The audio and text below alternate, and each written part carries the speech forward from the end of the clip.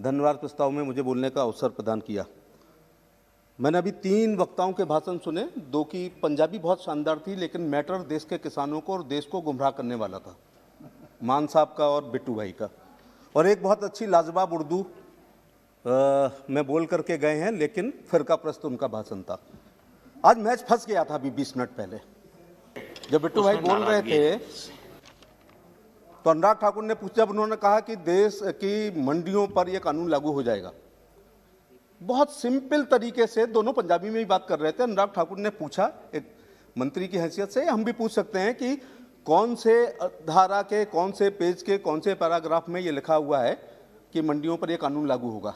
Simple सवाल, और वो कोई जवाब नहीं दे पाए, फंस गया मैच। और इसी समय पूरा देश देख रहा था, विपक्ष और पक्ष का आज मैच फंसा हुआ था कि ये जो 2 महीने से हो रहा है, आज जवाब आएगा। मुझे दुख के साथ कहना पड़ रहा है कि आज सिद्ध कर दिया कि बिट्टू भाई कि देश को आप भ्रमित कर रहे हैं। किसी भी पैराग्राफ में किसान की मंडी समिति पर यह कानून लागू नहीं होगा। और इस पर आप इतना बौखला गए कि फिर तू तो रात पर आ गए, तो मैच फंसा हुआ था आज। और जैसे वो होता ना, क्रीज में आए या नहीं आए, 10 बार दिखाया जाता है, बागल जी, आप ऐसे ही देश देख रहा था, जिस सभापति महोदय ऐसे ही देश देख रहा था। लेकिन आज कांग्रेस और इनके सहयोगी और बिट्टू भाई पूरी तरह आउट हो गए अनुराग ठाकुर की गुगली पर। वो मोहतरम उर्दू में बहुत अच्छा बोल करके गए। उनके अब्बा हुजूर के साथ में 3 बार MP रहा हूं।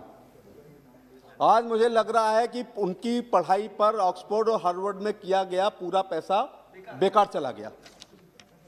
जमहूरियत जमहूरियत जमहूरियत, अकलियत अकलियत अकलियत, आइन आइन आइन, जिले लाही जिले लाही जिले लाही। मैं कंडेम कर रहा हूं। जो जमहूरियत की बात कर रहे हैं वो वहां पर बैठे हुए हैं जिन्होंने इमरजेंसी लगाई। वो आइन की बात वो कर रहे हैं जिन्होंने आपातकाल में और ऐसे ऐसे अपने पक्ष में संविधान संशोधन करे हैं वोटों के खातिर। और वो अकलियत की बात कर रहे हैं हाशिमपुरा और मलियाना में जब पुलिस में मेरठ में था, मैंने देखा है। तुमने तो जलते हुए मकानों की कहानी ही सुनी, मेरी इन आंखों ने जलते हुए इंसानों को देखा है।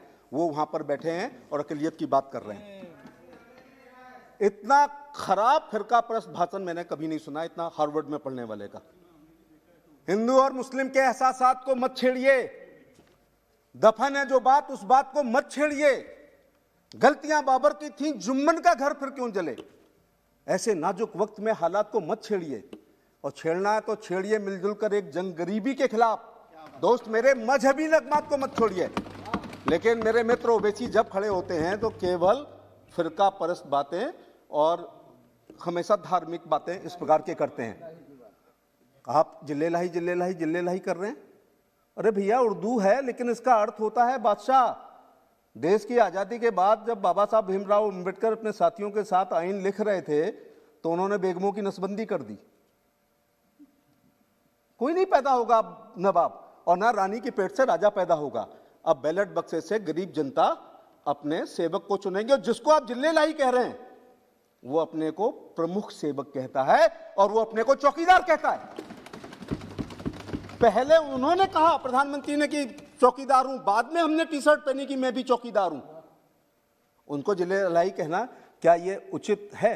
इसलिए कई बार ओवैसी भाई तुम्हारे भाषण को लग के अच्छा था कि परिंदा और पक्षी भी अच्छे होते हैं, क्योंकि परिंदे कभी फिरका परस्त नहीं होते।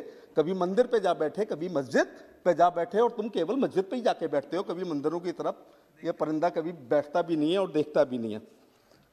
सर, मैं कहना चाह रहा था कि भाषण सुन रहा हूं मैं, विपक्ष के सब बड़े नेता बोल लिए हैं। 21 में 24 का खौफ नजर आ रहा है। 21 में 24 का खौफ नजर आ रहा है। तमाम चेहरों पर खौफ जारी है। एक चिराग अंधेरों पर कितना भारी है।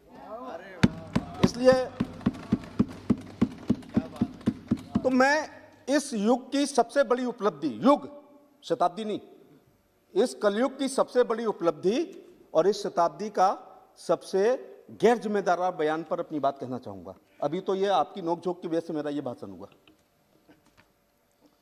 सुना है समुद्र मंथन हुआ था, ऐरावत हाथी निकला था, और चेसरवा घोड़ा निकला था, पारिजात का फूल निकला था, कामधेनु गाय निकली थी, विष और अमृत निकला था। निकला होगा।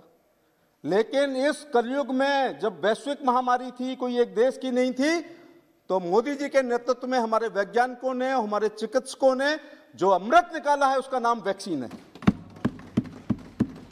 पूरे कलयुग की। लेकिन हमारे मित्र उत्तर प्रदेश के भूतपूर्व मुख्यमंत्री, जिम्मेदार व्यक्ति का इस शताब्दी का सबसे गैर जिम्मेदाराना बयान है, उन्होंने कहा ये भाजपा ही वैक्सीन है, मैं नहीं लगवाऊंगा। अच्छा, डर वाजिब है। अगर ये भाजपा ही वैक्सीन है जैसा उन्होंने कहा, तो अगर वो ये लगवा देंगे तो अंत्योदय और एकात्म मानववाद की बात ना करने लगे। अगर उन्होंने ये वैक्सीन लगवा ली तो एक प्रधान, एक विधान, एक संविधान की बात ना करने लगे। अगर वैक्सीन लग गई और ये भाजपा ही है तो 370 और 35A पे कहीं समर्थन ना कर दे, CAA की वकालत ना करने लगे, और जो प्रधानमंत्री और गृह मंत्री जी ने 3 तलाक समाप्त किया है, कहीं 3 तलाक के पक्ष में ना वैक्सीन के बाद बोलने लगे। अल्पसंख्यकों की तुष्टीकरण ना कहीं समाप्त कर दें, जाति राजनीति कहीं समाप्त ना कर दें। और मुझे तो लगता है कि इसी लोकसभा में वैक्सीन के बाद जब पहली बार आएंगे तो जय श्री राम का नारे से अपना भाषण ना शुरू कर दें। और उससे भी ज्यादा उनको डर लग रहा है कि रामलला के मंदिर का कहीं चेक ना वो काट दें, इसलिए वो इस वैक्सीन को लगाने से मना कर रहे हैं। लेकिन मैं गंभीरता के साथ एक बात कह रहा हूं, बागल जी प्लीज। अभी तो शुरू किया सर, तो अभी तो शुरुआत है सर। तो मैं ये कहना चाह रहा था, no more than 20 speakers are more than 20। Leader lead करता है, उनकी भी फॉलोइंग है, उनके कपड़ों की नकल होती है। वो काली जैकेट पहनते हैं तो उनके अनुयायी काली जैकेट पहनते हैं। अगर उन्होंने नहीं लगाई तो क्या आप कभी इस लड़ाई को जीत पाएंगे? अगर एक भी बच्चा पोलियो की वैक्सीन नहीं लगाएगा तो ये संक्रमण होता जाएगा। ऐसे एक भी प्रोटोकॉल के अनुसार जिनको लगनी है, अगर इनकी बात लगा लेंगे तो हम ये लड़ाई हार जाएंगे। इसलिए मैं साथियों कहना चाहूंगा, हाँ आपको भी याद कर लूं, मैं जब छोटा था तो एक नारा सुना था, और वो अनुराग भाई नारा मालूम क्या था? 2 शब्दों के एक नारे ने खेल कर दिया, गरीबी हटाओ। इनकी दादी के जमाने में गरीबी तो नहीं हटी, आप मालदार हो गए। गरीबी आप हटा ही नहीं सकते। 5वीं पीढ़ी है राहुल जी की, जो चांदी की चम्मच लेकर के पैदा हुए हैं। मैं मोतीलाल जी का नाम नहीं ले सकता क्योंकि सदन में जवाहरलाल नेहरू, इंदिरा गांधी, राजीव गांधी 5वीं पीढ़ी है, और 5वीं पीढ़ी बर्बाद भी कर देती है, ऐसा भी कहा जाता है। 5वीं पीढ़ी बर्बाद भी कर देती है। तो आपने कहा गरीबी हटाओ। डल्ला पिलो और एसी पे सोने वाले मुंशी प्रेमचंद की पूछ की रात की कहानी को याद कर सकते हैं, कंठस्थ कर सकते हैं, 90% नंबर ला सकते हैं, लेकिन उसके दर्द और मर्म को वही समझ सकता है जिसने पूछ की रात एक चादर में काटी हो। नरेंद्र मोदी उसी परिवार से आते हैं, इसलिए गरीब कल्याणकारी योजनाएं होती हैं। एक शेर सुन लीजिएगा, पंजाब के लोग बड़े शौकीन हैं। गरीबों का बता देना राहुल जी को, गरीबों का लहू तुम्हारी कारों का डीजल है, और गरीबी मिट जाएगी तो तुम क्या रिक्शा चलाओगे? इसलिए ये गरीब लोगों को, अच्छा आपने जब गरीबी आपने हुजूर आला जब गरीबी हटा दी, गरीबी हटा दी तो ये कौन लोग थे जिन्होंने 8 करोड़ लोगों ने उज्ज्वला के चूल्हे प्रधानमंत्री ने दिए? हमारी दादी नानी को फूकते फूकते चूल्हे में मोतियाबिंद हो गया, अंधी हो गई।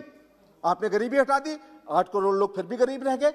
आपने गरीबी हटा दी, 41 करोड़ लोग जिन्होंने बैंक की शाखा नहीं देखी थी, राष्ट्रीयकरण बैंकों का आपने किया, लेकिन 41 करोड़ लोग। Yes, I do agree, but and I'm a very junior member. I should also have time. Yes, please conclude, please. मैं सर पढ़ूंगा नहीं, बिल्कुल मैं आपकी आंख में आंख डालकर आज बात करूंगा।